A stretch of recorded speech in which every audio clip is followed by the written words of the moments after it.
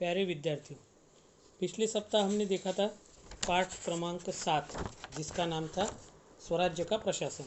उस पाठ में हमने देखा था कि शिवाजी महाराज ने प्रशासन सुचारू रूप से चलाने के लिए अष्टप्रधान मंडल की स्थापना की थी, अष्टप्रधान मंडल की नियुक्ति की थी। अष्टप्रधान मंडल यानी 8 विभाग उन्होंने बनाए थे अलग अलग प्रकार के, और जैसे प्रधान, अमात्य, सचिव, जैसे राज्य का कारभार चलाना, फिर सेनापति, ऐसे 8 विभाग के 8 प्रमुख बनाए थे ताकि प्रशासन सुचारू रूप से चल सके। और उसी पाठ में हमने शिवाजी महाराज की कृषि विषयक नीति क्या थी, इसके बाद में अर्थ विषयक नीति क्या थी, व्यापार और उद्योग के प्रति उनकी नीति क्या थी, ये भी हमने देखा था। उसके साथ ही सेना व्यवस्था कैसी थी, गुप्तचर विभाग, किले की संरचना कैसी थी, उनकी किले कैसे थे उनके, और कौन कौन से किले उन्होंने खुद बनाए, किलों का क्या महत्व था उस ज़माने में। उसके बाद में नौसेना का निर्माण शिवाजी महाराज ने किया, उसकी सब हमने जानकारी देखी थी, उसकी एक्सरसाइज आप लोगों ने की होगी। ठीक है, तो परीक्षा में भी ये पाठ आने वाला है। कौन सा? अभी जो आपके 18 तारीख से परीक्षा है, स्वराज्य का प्रशासन। तो अभी हम देखते हैं 8 नंबर का पाठ जिसका नाम है आदर्श शासक। शिवाजी महाराज को पूरी दुनिया, छत्रपति शिवाजी महाराज को पूरी दुनिया आदर्श शासक मानती है। अब आदर्श शासक का मतलब क्या होता है कि जिनके शासन में कोई भी प्रकार की खोट हम निकाल नहीं सकते। जैसे भगवान राम को आदर्श राजा कहा जाता है और अच्छे राज्य को राम राज्य कहा जाता है, और वैसे ही शिवाजी महाराज के प्रशासन को, शिवाजी महाराज के राज्य को बहुत ही अच्छी तरह से उनको आदर्श राज्य माना जाता है और उनको एक आदर्श शासक माना जाता है। महाराष्ट्र ही नहीं, भारत ही नहीं, बल्कि पूरी विश्व में उनको एक आदर्श शासक मानते हैं। तो इसके कारण क्या है, शिवाजी महाराज में ऐसे कौन से गुण थे कि जिनके कारण उनको एक आदर्श शासक माना जाता है। आपको पता है कि हमने ये सब शिवाजी महाराज की जानकारी प्राप्त की। शुरुआत में हमने देखा कि स्वराज्य की स्थापना जब हुई तब महाराष्ट्र पर कई प्रकार की सत्ताएं राज कर रही थी, जिसमें की थी आदिलशाही, है ना, सिद्दी, पुर्तगाल, मुगल इत्यादि सत्ताओं का प्रभाव था। अब शिवाजी महाराज ने इनके विरुद्ध संघर्ष किया, सभी प्रतिकूल परिस्थितियों का उन्होंने सामना किया और स्वतंत्र तथा प्रभुता संपन्न स्वराज्य की स्थापना की। इन सब का सामना करके खुद की एक स्वराज्य निर्माण किया जो कैसा था, स्वतंत्र था और प्रभुता संपन्न यानी कि खुद के निर्णय खुद ले सकने में सक्षम, ऐसे इसको हम प्रभुता संपन्न कहते हैं। और शिवाजी महाराज ने अपनी वीरता और कार्य से कई नई व्यवस्था का निर्माण किया। स्वराज्य की स्थापना करने के कार्य में संघर्ष करते हुए उन्होंने स्वयं कई बार खतरे उठाए। ऐसे नहीं कि सैनिकों को भेज दिया, कई बार खुद ने खतरे उठाकर स्वराज्य में अपनी वीरता दिखाई। जैसे आपने देखा होगा, जैसे शाइस्ता खान जब लाल महल पुणे में था और स्वराज्य को तकलीफ़ दे रहा था, कई प्रकार के आक्रमण कर रहा था, लोगों के घर जला रहा था, उनके खेतों में नुकसान कर रहा था, तो शिवाजी महाराज ने खुद लाल महल में जाकर शाइस्ता खान पर आक्रमण किया। ये बहुत ही एक खतरनाक उनका कदम था, मगर उसमें वो सफल रहे। उसके बाद में अफजल खान का जब आक्रमण हुआ तो उसको मिलने का जो प्रसंग था, जैसे आगरा में से उनकी जो वहाँ से वो निकल कर औरंगजेब की कैद से निकलकर वापस स्वराज्य में आ गए, यानी ऐसे कई खतरों का सामना उन्होंने किया।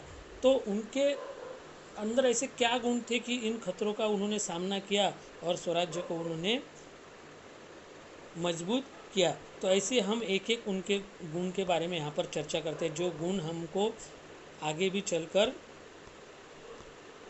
काम में आएंगे। और आप में भी अगर वो गुण हैं तो हम, जैसे पहला गुण था, देखो यहाँ पर स्क्रीन पर दिख रहा है, संगठन कौशल, है ना। संगठन कौशल यानी जैसे कि आप अकेले कोई काम नहीं कर सकते, आपको कोई भी काम करना है तो आपके पास में एक संगठन होना आवश्यक है। संगठन के सिवा अकेला आदमी कोई बड़ा काम नहीं कर सकता, और संगठन करने के लिए उसका एक संगठन कौशल का एक गुण व्यक्ति के अंदर होना चाहिए। अब उनका संगठन कौशल कैसा था ये अपन देखेंगे। शिवाजी महाराज ने अपने स्वराज्य का अभियान के लिए अपने आसपास के लोगों को प्रेरित किया। उनके पास विलक्षण संगठन कौशल था। इस कौशल के बल पर उन्होंने वीर और प्राण निछावर करने वाले लोगों को इकट्ठा किया। उनके सब सैनिक देखो, है ना, उनके सब साथीदार देखो, वो अपने प्राण त्यागने पर, स्वराज्य के लिए अपने प्राण देने के लिए भी हमेशा तैयार रहते थे, ऐसे लोगों का उन्होंने संगठन किया। स्वराज्य के अभियान में उनके इन्हीं सहयोगियों ने अपने प्राणों की परवाह न करते हुए अपने कर्तव्यों का निर्वाह किया। अफजल खान के साथ हुई भेंट की घटना में अति विकट क्षण में बड़ा शहीद की मौत के घाट उतारने वाला जीवा माला।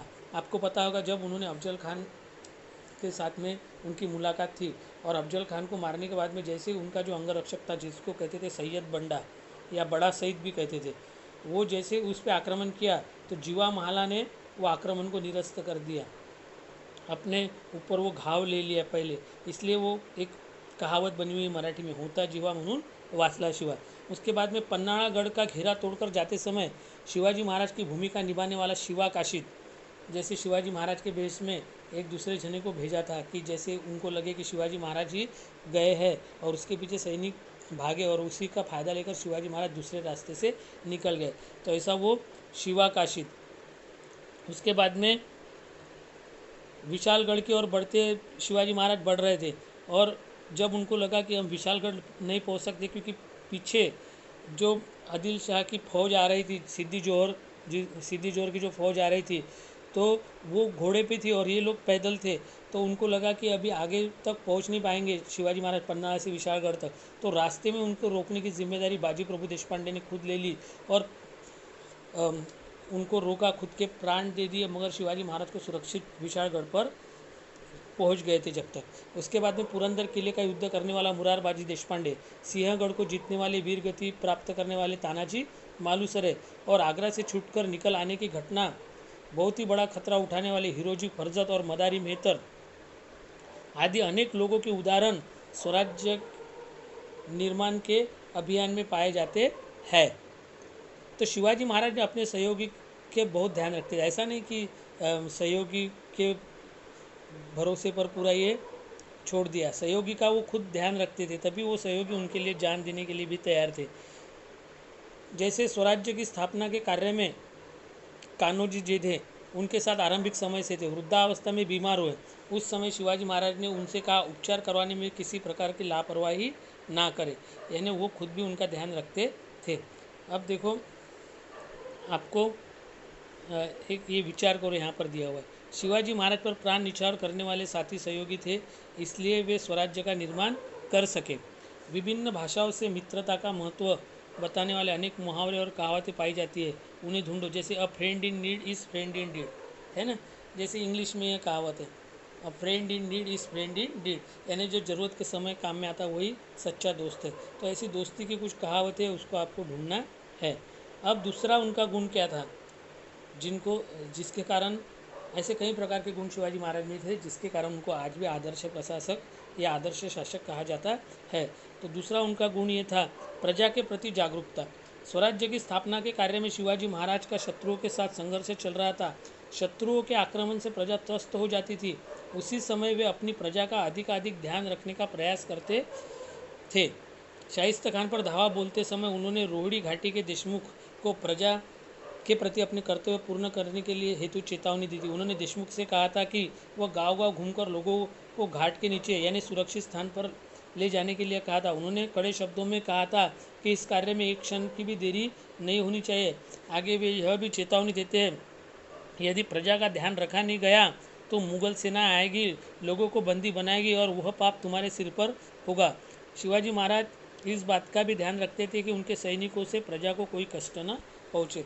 उनके सैनिक जब भी चलते थे तो कोई प्रजा का नुकसान न हो, ऐसे उनको हिदायतें शिवाजी महाराज देते थे। अब सेना विषयक उनकी नीति क्या थी।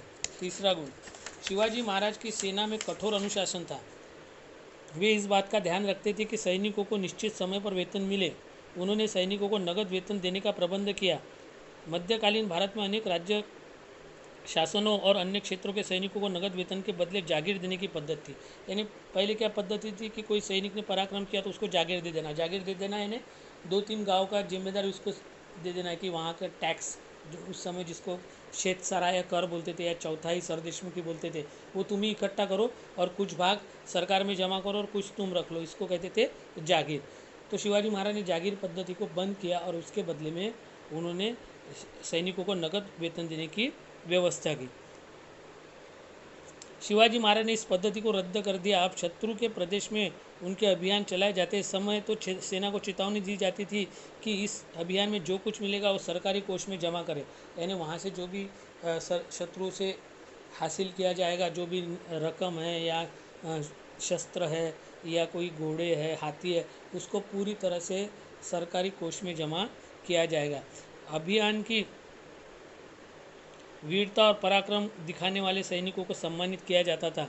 युद्ध में जो सैनिक वीर गति को प्राप्त करते, उनके परिवार के भरण पोषण का वे ध्यान रखते थे और युद्ध में शरण आए हुए शत्रु सैनिक अथवा बंदी सैनिकों के साथ भी सद्व्यवहार करते थे, यानी जिनको बंदी बनाए थे शत्रु सैनिकों को, उनके साथ में अच्छा व्यवहार करते थे।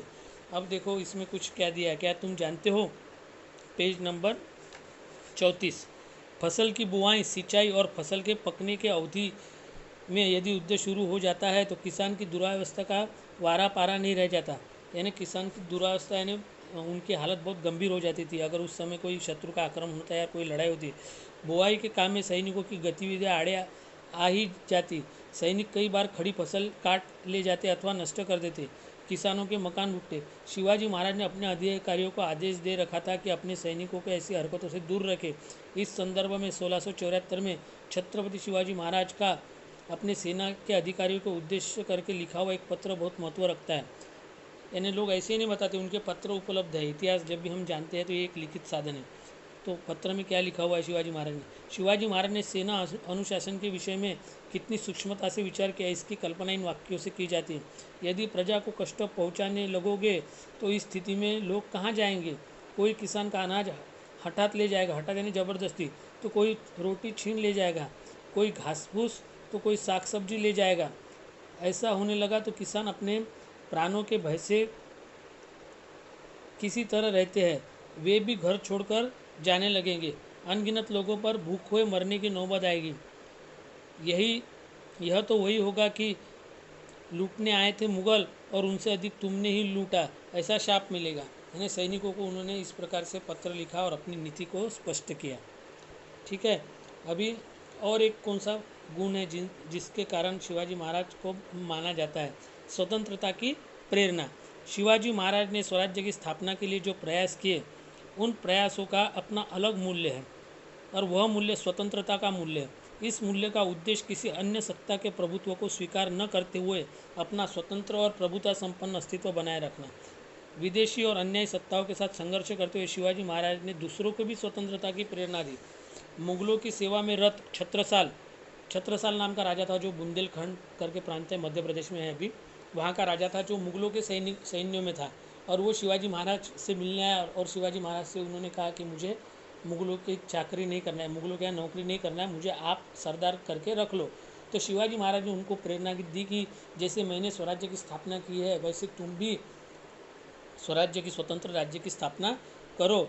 और उन्होंने शिवाजी महाराज से प्रेरणा लेकर शिवाजी महाराज ने उनको पूरी तरह से मदद की और शिवाजी महाराज की मदद से और प्रेरणा से उन्होंने वहाँ पर एक नया राज्य निर्माण किया जिसका नाम है बुंदेलखंड। ठीक है, अब इसके बाद में और कुछ गुण हैं वो हम आगे के पाठ में देखेंगे। तो यहाँ तक का आपको वीडियो सुनना है और आगे के पाठ में हम इसकी एक्सरसाइज और बचा हुआ जो भी है उसकी चर्चा करेंगे। धन्यवाद।